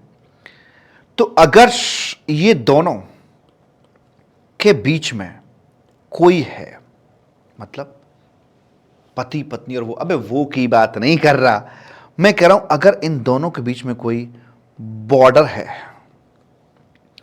कोई बॉर्डर यहां पर आकर एग्जिस्ट करता है मेरे बच्चा, बॉर्डर एग्जिस्ट करता है। मैं यहां तू वहां जिंदगी है कहां, अगर ऐसा कुछ है तो ट्रांजैक्शन बनेगी इंटर स्टेट, और आप सभी जानते हैं आईजीएसटी लगा दिया जाएगा। अदरवाइज अगर ऐसा कोई बॉर्डर नहीं है तो ट्रांजैक्शन को बनाया जाएगा भैया जी इंट्रा स्टेट, और वही CGST SGST की बात करके चलते हैं। जहां तक सवाल है कि सप्लाई का ओरिजिन मतलब ये सप्लायर की लोकेशन, जहां का सप्लायर है उसकी बात करें, सप्लायर की लोकेशन की बात करें। सप्लायर की लोकेशन, अबे जहां वो मिलेगा कहां सप्लायर? सप्लायर की लोकेशन का मतलब उसका जो बिजनेस प्लेस है उसकी हम बात कर रहे हैं, बिजनेस प्लेस। और बिजनेस प्लेस पे ना मिले तो रेजिडेंशियल प्लेस, वहां पे ना मिले तो पड़ोसी का प्लेस, नहीं पड़ोसी का प्लेस नहीं, दो ही चलेंगे। रेजिडेंशियल प्लेस की बात यहां पर करी जाएगी मालिक। बिजनेस प्लेस या तो व्यक्ति दफ्तर में मिलेगा या घर मिलेगा, दो ही तो लोकेशन होती है उसके, परमानेंट एड्रेस होते हैं मिलने के। तो ऐसे करके होता है। तो हमें यहां से यहां की दूरी देखनी है कि कंजम्पशन प्लेस सप्लाई क्या है, कुछ है तो ठीक है। अगर मान लीजिए यहां से ये एक्सपोर्ट कर दिया जाता है, अब्रॉड के लिए मूवमेंट इसका दे दिया जाता है, तो भाई और बहनों, डेस्टिनेशन प्रिंसिपल के मुताबिक इस घटना पर फिर जीएसटी नहीं आएगा। और जब जीएसटी इस पर नहीं आएगा बाबू मेरे, तो मामला खत्म। ठीक। अगर इंटर है और एक्सपोर्ट भी नहीं हो रहा है, तो फिर भाई आप देखिए जरा, टैक्स के लिए आगे मूव करते हैं कि ये जो गुड्स या सर्विस की सप्लाई इंट्रा या इंटर जो चेन बनती आ रही है ना, ये काम होना चाहिए एक टैक्सेबल पर्सन के हाथों से। आहा हा हा हा। चौथा पॉइंट आपका आ गया है मालिक, 4th नंबर का पॉइंट आपका आ गया है। यहां देखिए, टैक्सेबल पर्सन, यही है टैक्सेबल पर्सन। जी साहब, टैक्सेबल पर्सन मतलब कि लाइक शादीशुदा आदमी, शादीशुदा। 3 स्टेप्स में इसका डिस्कशन है, अभी देखते हैं। ये बात हम जानते हैं, जैसे बचपन में कभी कोई दिखता था, किसी की मांग भरी देखते थे, तो वो बचपन की शरारतें थी, छोट रजिस्टर्ड है ये, तो ऐसे बोलते थे। तो मैं नहीं बोलता था, मैं देखा था लड़के बोलते थे ऐसे। तो यहां पर आकर मेरे भूरा, मेरे कबूतर आ गए हैं। स्वागत है आपका गेट नंबर 4 पर। कौन है भाई? गेट नंबर 4 पर आपका स्वागत है। ठीक। टैक्सेबल पर्सन मतलब शादीशुदा, मतलब कि रजिस्टर्ड पर्सन। गंगाधरी शक्तिमान है, रजिस्टर्ड पर्सन ही टैक्सेबल पर्सन है। देखिए, शादीशुदा व्यक्ति ही गुड्स या सर्विस की सप्लाई करता है, तब जो जीएसटी का जन्म होगा वो वैध होगा। अगर शादी हुई नहीं है, जीएसटी नाम का बच्चा हो गया, तो ये अवैध है, एटलीस्ट इन इंडिया। इसलिए व्यक्ति के हाथ पीले जरूर हो जाने चाहिए, जॉइंडिस वाले नहीं, हल्दी वाले पीले हो जाने चाहिए। ठीक है जी। कब करवाना है रजिस्ट्रेशन, कब नहीं करवाना है, तो बस यही देखना है कि कौन शादीशुदा है और कौन शादीशुदा नहीं है। पहले स्टेप पर आपको यहां पर क्या देखना है? 3 प्रभु जी, 3 ऐसे व्यक्ति हैं जिनकी कभी शादी नहीं होगी। अच्छा, जिनकी पूरी जिंदगी में शादी नहीं होती, उन्हें क्या बुलाते हैं जरा मुझे बताइएगा। 9810012161 में भूल गया हूं, आप मुझे बताइएगा कि उनको हम लोग किस नाम से बुलाते हैं। स्टेप नंबर 1 आपका आ रहा है, और इसमें है कि जो व्यक्ति ऐसे हैं जो एक्सक्लूसिवली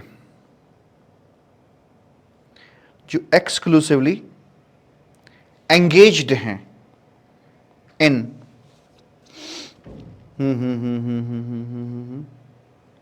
एक्सक्लूसिवली एंगेज्ड हैं इन एग्रीकल्चर।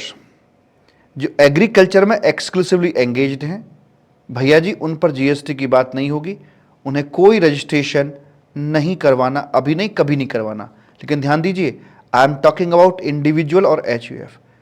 अडानी साहब कंपनी बनाकर खेतीबाड़ी करेंगे, जीएसटी लगेगा। टाटा फार्म्स, टाटा के अपने बागान से हैं, जीएसटी भरना पड़ता भैया जी। आईटीसी के अपने फार्म हैं, भैया जी जीएसटी भरना पड़ता है। इसी चक्कर में तो हमने गेट नंबर 1 पर जब फसलों की बात हुई थी, गन्ने का खेत दिखाया था, तो हमने उसको गुड्स कहा था। हां, अगर उसे गुड्स ना बोलते तो फसल पे जीएसटी की बात हो ही नहीं पाती, और फिर अडानी अंबानी से कहां लेते आप पैसे।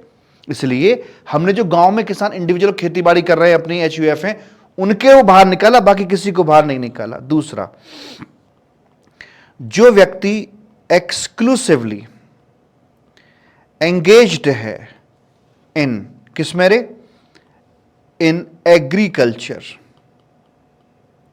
एग्रीकल्चर में एंगेज्ड है, क्या उस पर जीएसटी आएगा? सॉरी, एग्रीकल्चर नहीं है वो, exclusively engaged in exempted goods में है, क्या उसका रजिस्ट्रेशन होगा? नहीं। अरे भैया, जो एक्सक्लूसिवली इसमें है तो फिर उस पर तो जीएसटी की बात ही नहीं होगी। जैसे कि मान लीजिए आपका ये इंडियन फ्लैग है, ये भारत का झंडा है, इस पर जीएसटी नहीं लगाया जाता है, तो मेरा भले कारोबार 50 करोड़ का क्यों ना हो, जीएसटी भरना ही नहीं है, तो रजिस्ट्रेशन के एस्थेटिक के लिए कराऊंगा, मुझे कोई रजिस्ट्रेशन वहां पर नहीं करवाना होगा। प्रेम से बोलेंगे राधे राधे। ठीक बेबी? Okay baby? हाँ ठीक है जी, नहीं करवाना, नहीं करवाना, नहीं करवाना। आगे चलिए जरा, आगे क्या है? आगे है कि मान लीजिए यहां पर सप्लायर है और ये इधर साइड में रेसिपिएंट आदमी है, यहां से यहां कुछ सप्लाई की जा रही है, और इनकी जितनी भी सप्लाई हैं, ऑल सप्लाईज फॉल कर रही हैं वो भैया जी अंडर आरसीएम में फॉल कर रही हैं, मतलब जीएसटी बाय रेसिपिएंट भरा जाएगा। इसको यहां जीएसटी भरने की जरूरत नहीं है, ऑल आरसीएम में है। और भाई जब इसको जीएसटी भरना ही नहीं है मेरे कबूतर, तो मेरे बच्चा तू बता, क्या इस बंदे को फिर रजिस्ट्रेशन के लिए फोर्स करूं कि शादी करवा, शादी करवा? अरे नहीं, कोई जरूरत नहीं है, रजिस्ट्रेशन की यहां पर कोई नीड नहीं पड़ेगी। हां, इसको करवाना पड़ेगा, हां भैया इसको रजिस्ट्रेशन करवाना पड़ जाएगा, और वो भी मैंडेटरी कराना होगा। देखेंगे इसको जाकर, मैंडेटरी रजिस्ट्रेशन होता है, एक मैंडेटरी रजिस्ट्रेशन होता है और एक लिमिट बेस्ड रजिस्ट्रेशन होता है। इससे लिमिट बेस्ड नहीं बल्कि करवाना ही करवाना है हर हाल में, ऐसा बोल दिया जाता है। 3 प्राणियों के नाम ले दिए, एक जो किसान आदमी है इंडिविजुअल एचयूएफ, दूसरे जो एग्जेम्प्टेड में डील कर रहे हैं, तीसरे जिनकी सारी सप्लाई आरसी में फॉल कर रही है, जिनका टैक्स कोई और ही भरता है। अब आता है आपका स्टेप नंबर यहां पर 2 करके, क्या बोलते हैं स्टेप नंबर 2 पर प्रभु? सर स्टेप नंबर 2 पर यह बोलते हैं, भगवान झूठ ना बुलाए जरा सा भी, कि मैंडेटरी रजिस्ट्रेशन, मैंडेटरी रजिस्ट्रेशन मतलब करवाना ही करवाना है, हर हाल में करवाना है, जीतेगा भाई जीतेगा, करवाना ही करवाना है। जैसे कि interstate taxable supply of goods, अगर ये पूरी लाइन सेटिस्फाई होती है तो फिर वहां पर आकर भैया जी मैंडेटरी रजिस्ट्रेशन करवाना पड़ जाएगा, ऐसा बोल दिया जाता है। सर लिखा है इंटर स्टेट, हां अगर इंट्रा कर दूं तो फिर मैंडेटरी नहीं करवाना। सर अगर इसको टैक्सेबल की बजाय एग्जेम्प्टेड कर दूं तो, मतलब इंटरस्टेट तो है, सप्लाई भी है बट एग्जेम्प्टेड है, तो भी नहीं करवाना। इसको सप्लाई ना बोलूं तो, मतलब ऐसे कोई ट्रांसफर तो है बट सप्लाई नहीं है। जैसे मैं सिखाऊंगा आपको कि जॉब वर्कर को जब हम ट्रांसफर करते हैं तो ट्रांसफर तो होता पर वो सप्लाई नहीं बनती है, वो गया इंटरस्टेट तो भी मैंडेटरी रजिस्ट्रेशन नहीं करवाना है। इंटरस्टेट है, टैक्सेबल, सप्लाई भी, लेकिन अगर सर्विस की हुई तो, लड़की की हुई तो नहीं करवाना। तो चारों बातें पूरी होने पर ही आपका मैंडेटरी रजिस्ट्रेशन है। बाकी सब समझ में आता है सर, पर गुड्स के बारे में ऐसा क्यों कि गुड्स है तो मैंडेटरी कराना है, वरना सर्विस का तो लिमिट बेस्ड ही रहेगा। ज्यादा रिलैक्स्ड प्रोविजन कौन सा है? Limit based. लिमिट के बाद कराएंगे, 10 20 40 लाख के बाद कराएंगे। मैंडेटरी प्रोविजन खतरनाक सा लगता है, तो लड़कियों के लिए बोल दिया लिमिट बेस्ड। लड़कों को बोला अगर बॉर्डर पार करके जाओगे, दीवार कूद के जाओगे, भाई साहब करवाना पड़ेगा, शादी करवा हो जाएगी, पक्का पक्का बता रहे हैं, दीवार कूदा फांदी करोगे तो। ठीक है समझाते हैं क्या माजरा है ये। देखिए, ये था आपका ओल्ड टैक्सेशन सिस्टम, ये आ गया है आपका यहां नया टैक्सेशन सिस्टम, ऐसे करके।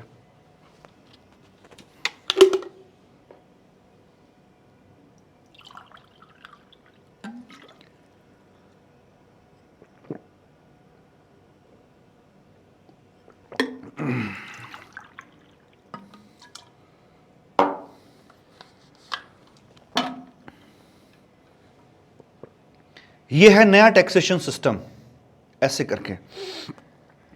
तो अगर मैं बात करता हूं गुड्स को लेकर, तो उसके बारे में क्या था अगर आपका गुड्स यूपी से हरियाणा जाता है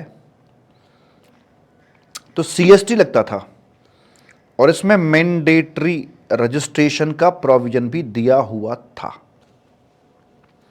यह सीएसटी किसको जाता था सर जी? बताया नहीं था क्या? स्टेट गवर्नमेंट को जाता था।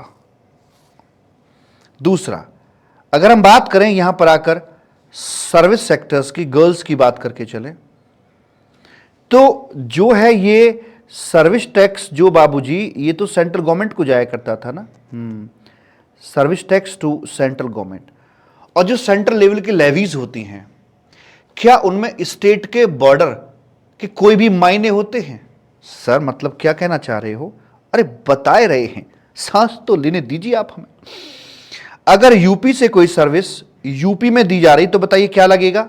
सर वहां पर सर्विस टैक्स लगेगा। अगर यूपी से कोई सर्विस दी जा रही है महाराष्ट्र के लिए, उसमें क्या लगेगा? सर्विस टैक्स ही लगेगा। अबे तो निकम्मे, यानी कि क्रॉस बॉर्डर का यहां पर कोई भी इफेक्ट आने वाला नहीं है, चाहे बॉर्डर पार करो या ना करो, क्योंकि जाना सेंट्रल गवर्नमेंट को ही है। बटन कोई भी दबाओ वोट जाएगा मोदी को ही, ऐसा बोलते हैं लोग बटन कोई भी दबाओ। तो भाई आप चाहे इंट्रा करो या इंटर करो, लगेगा तो सर्विस टैक्स ही जाएगा वहीं पर जहां जाना है। तो इसलिए स्टेट बाउंड्रीज का यहां पर कोई मतलब नहीं था। स्टेट टैक्स में लेवी करता है कि कहां से कहां गया, तो जहां से गया वहां को मिलेगा। देखिए, आप जानते हैं आदत बड़ी चीज होती है।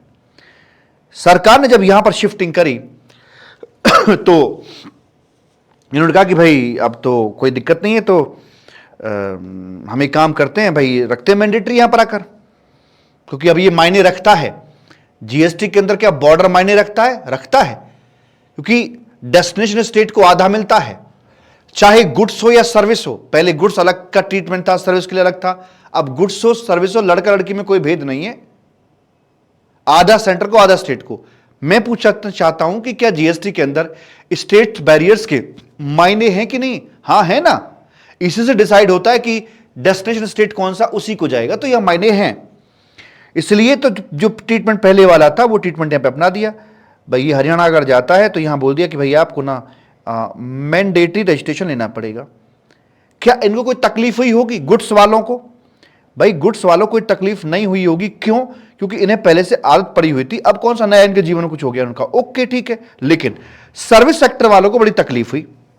ये तो समझ नहीं पा रहे कि ऐसा क्यों करना पड़ा है। लेकिन वही अपनी बात, हमने कहा भैया सर्विस सेक्टर में भी आज, पहले नहीं था बट आज स्टेट बाउंड्रीज मैटर करती हैं, तो हमें अकॉर्डिंगली इसी प्रिंसिपल पे आना पड़ेगा कि जैसे मान लीजिए अगर यूपी से हरियाणा के लिए अगर सर्विस कोई किसी प्रकार की दी जा रही है तो आज उस पर जीएसटी अपना लगाया जाता है। तो वैसे वाले केस के अंदर हम बोलेंगे भाई यहां पर भी वही सीएसटी की जैसे ही मैंडेटरी रजिस्ट्रेशन की बात इन्होंने बोल दी। अब जैसे मैंडेटरी रजिस्ट्रेशन बोला भाई साहब बवाल मच गया। अच्छा, पुराने समय में क्या था? पुराने समय में इनका लिमिट बेस्ड रजिस्ट्रेशन था, लिमिट बेस्ड रजिस्ट्रेशन था, और वहां पर लिमिट थी आफ्टर 9 लाख, कि 9 लाख के बाद आपका रजिस्ट्रेशन होगा। तो पुराने समय में अगर कोई चार्टर्ड अकाउंटेंट अपनी सर्विस देता था तो 9 लाख तक तो मजे करता था। 9 लाख तक का टर्नओवर मौज करो, कुछ नहीं कराना। 9 लाख के ऊपर जाते थे तो बात करनी होती थी, चाहे इंट्रा हो या इंटर हो, फर्क नहीं पड़ता था। लेकिन आज अगर बंदे ने यूपी से हरियाणा को 100 रुपए की भी सप्लाई दे दी, एक चार्टर्ड अकाउंटेंट ने भाई 1000 रुपए 10,000 रुपए की भी सप्लाई कर दी, तुरंत इमीडिएटली रजिस्ट्रेशन लेना पड़ जाएगा। वैसे करके इन्होंने कहा इससे बढ़िया तो सर्विस टैक्स था, हमारी मांगे पूरी करो, हमारी मांगे पूरी करो। सर्विस टैक्स में रेट भी कम था, यहां जीएसटी में तो 18% की चक्की में पिस गया बिना बात के। तो सर्विस सेक्टर वालों के लिए तो खराब चीज है। तो वैसे इतनी खराब भी नहीं है। पहले कैमरा खरीद के लाते थे, वैट लग के आता था, क्रेडिट नहीं मिलता था। अब जितना भी सामान लगा है स्टूडियो के अंदर सबका क्रेडिट मिलता है, सबका मालिक एक है, जय साईं राम। तो यहां पर मैंडेटरी रजिस्ट्रेशन था, लेकिन इन्होंने इसका विरोध किया कि नहीं नहीं नहीं, हमें कुछ समझ नहीं आ रहा, वापस करो वापस करो वापस करो। तो गवर्नमेंट तो प्रोविजन बना चुकी थी। ऐसे में क्या होता है, जब इस प्रकार के आते हैं लोड, इस प्रकार का ऊपर हमारे आता है, तो सरकार उस प्रोविजन को कुछ समय के लिए जनता की जिद के सामने ढक देती है। ढकने का मतलब यह कि उन्होंने प्रोविजन को मारा नहीं, प्रोविजन को डिलीट नहीं किया, ओमिट नहीं किया, बस ढक दिया है। जैसे कि सूरज को काले बादल घटाएं ढक देती हैं कुछ समय के लिए, सरकार ने भी वैसे ढक दिया है ताकि शोर शराबा बंद हो जाए।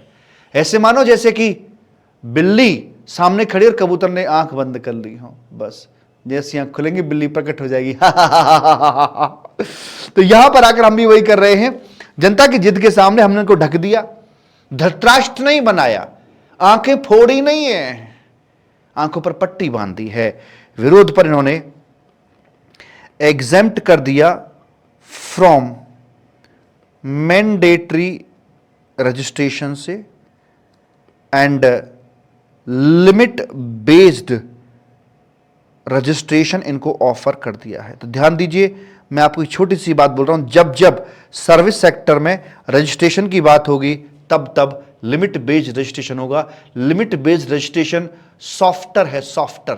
मैंडेटरी थोड़ा सा हार्श प्रतीत होता है। राधे राधे, ठीक राधे, हाँ सर जी। और भी इसमें बात आती है, एक तो ये पहला पॉइंट तो अपना ये हो गया, और भी पॉइंट आते हैं जैसे कैजुअल टैक्सेबल पर्सन हो गया, एनआरटीपी हो गया, इनका भी मैंडेटरी होता है। पर पूरे कॉन्सेप्ट क्या है मैं डिस्कस करूंगा जब हम फॉर्मली बुक की तरफ मूव करेंगे, आगे चल के वहां डिस्कशन का किया जाएगा। इस प्रकार से ये हमारी बात हुई।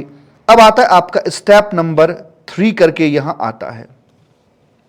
3 नंबर पे क्या बोलते हैं सर जी?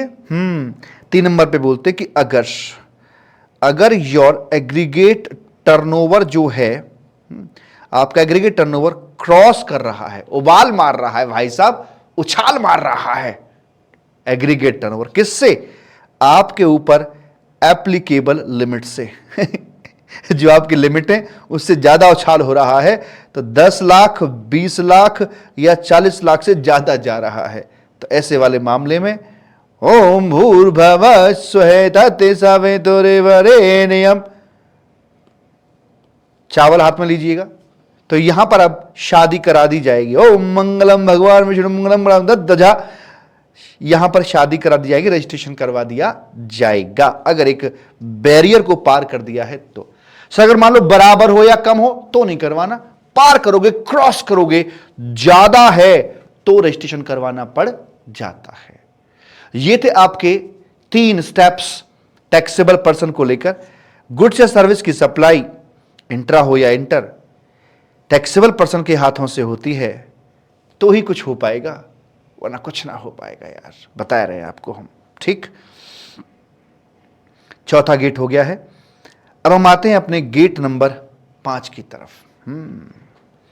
गेट नंबर 5 पर आपको बता दें, यहां एग्जम्पशंस हैं, जैसे बाल काटना वो यहां आता है, उखाड़ना सप्लाई में चला जाता है मालिक, ठीक सर जी। देखिए किसी ने कहा है, क्या कहा है, कह रहे कि जो नीड्स होती हैं, जो नीड्स होती हैं वो एक भिखारी की भी पूरी हो जाती हैं, लेकिन जो डिजायर्स होती हैं वो एक राजा की भी अधूरी रह जाती हैं। प्रभु, राजा की भी अधूरी रह जाती हैं। तो 2 बड़े गहरे शब्द चुनकर लाए आपके लिए। एक शब्द है भैया जी, लिख देते हैं, चलिए वहां पर आगे चलकर आपके साथ। भैया जी एक शब्द लेकर आए हैं, आ गए हैं गेट नंबर 5 पर, आ गए हैं गेट नंबर 5 पर, और यहां बात हो रही है एग्जम्पशंस की। जब बात जगीरा, और लगभग भगवान झूठ ना बुलाए, 100 तरह के जो सर्विसेज हैं, इवन 100 से ज्यादा जो सर्विसेज हैं वो आपकी भैया जी कर दी जाती हैं एग्जेम्प्ट, और करीब करीब 150 से ज़्यादा की तादाद में भैया जी गुड्स हैं जिनको कि हम यहां पर कर देते हैं एग्जेम्प्ट। प्रेम से बोलेंगे राधे राधे। ठीक राधे? हाँ सर, कतई जहर। बहुत ही बढ़िया बात भाई साहब, कतई। तो मैं ये कहना चाहता हूं, देखिए मौज करिए, ये तो आपके सिलेबस का हिस्सा नहीं है, नॉट इन सिलेबस। ओ हो, लेकिन ये सर जी ये तो सिलेबस में है। गर्ल्स हैं सिलेबस में जो एग्जेम्प्टेड हैं, लड़कों को कोई ना पूछ रहा भाई साहब, ये सिलेबस में है। और इसका जो क्रक्स है, आप थंब रूल एक और लिख लेना, एक और थंब रूल लिख देना। क्रक्स लिख रहा हूं यहां पर, या एक थंब रूल आपको मैं दे रहा हूं, थंब रूल की जगह पे लिख देना। जो नीड्स हैं, आहा हा, नीड्स पर जीएसटी नहीं आएगा, लेकिन जो डिजायर्स हैं, नीड्स पर तो जीएसटी नहीं आएगा, लेकिन जो डिजायर्स हैं भैया जी छोड़ेंगे नहीं। जैसे मान लीजिए टूर हो गया, सैर सपाटा हो गया, टन टन टन टन टन टारा, ये नीड्स है कि डिजायर है? डिजायर है, लगाओ जीएसटी। नीड्स क्या है? रोटी कपड़ा और मकान, शिक्षा स्वास्थ्य, ये नीड्स होती हैं, इन पर ना आएगा। अच्छा, तो ऐसे करके होता है। फिर भी मैंने आपको बता दूं, मैंने 14 हेड में, मैंने तमाम को 14 हेड के अंदर दरअसल इनको डिवाइड किया हुआ है। 14 हेड में कौन कौन से आते हैं, जैसे कि पहला आता, लिखेंगे आप प्लीज, पहला आता है दान धर्म, लिख लीजिए दान धर्म। दूसरा आता है यहां पर शिक्षा स्वास्थ्य। दान धर्म शिक्षा स्वास्थ्य यहां आएगा, दान धर्म शिक्षा स्वास्थ्य। खेल सरकार, खेल सरकार।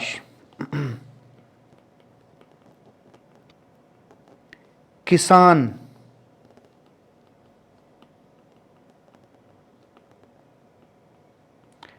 दान धर्म शिक्षा स्वास्थ्य खेल सरकार किसान मनोरंजन, आहा हा। और उसके बाद 8, बोलो 9, 10, 11, इसमें आते हैं जीपीआरएस। ये मतलब गुड्स ट्रांसपोर्टेशन। इसमें आता है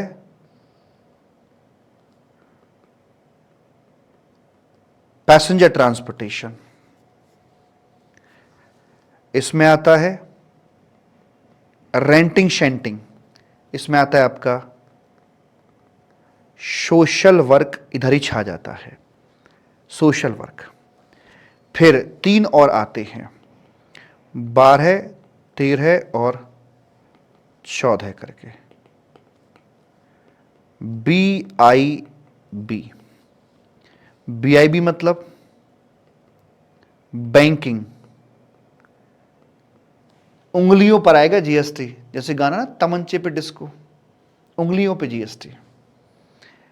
इंश्योरेंस और आपका ये बिजनेस रिलेटेड, बिजनेस रिलेटेड आपका इधर ही यहां पर ये आ जाता है, ऐसे करके मालिक।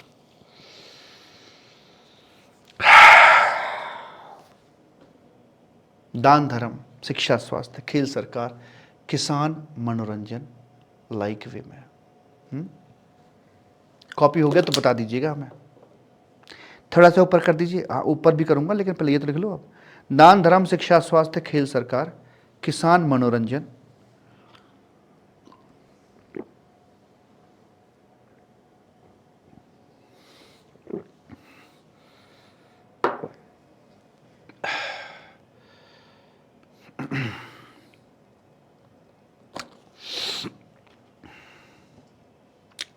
ठीक है सर, जैसे मतलब दान धर्म मतलब चैरिटेबल ट्रस्ट हो गए, धर्म मतलब जैसे कि जयकारा शेरावाली का, बोल सांचे दरबार की जय, जागरण पार्टी जागरण करने आई है, जीएसटी नहीं आएगा।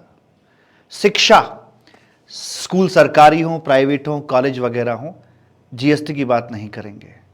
हाँ, हमारे जैसे प्राइवेट कमर्शियल कोचिंग इंस्टीट्यूट सरकार मानती है भाई ये तो डिजायर है, ये नीड नहीं है। स्कूल कॉलेज नीड है, दान धर्म नीड है, दान धर्म नीड है। कलयुग केवल नाम आधारा, सुमर सुमर नरोत्तम हूं पारा।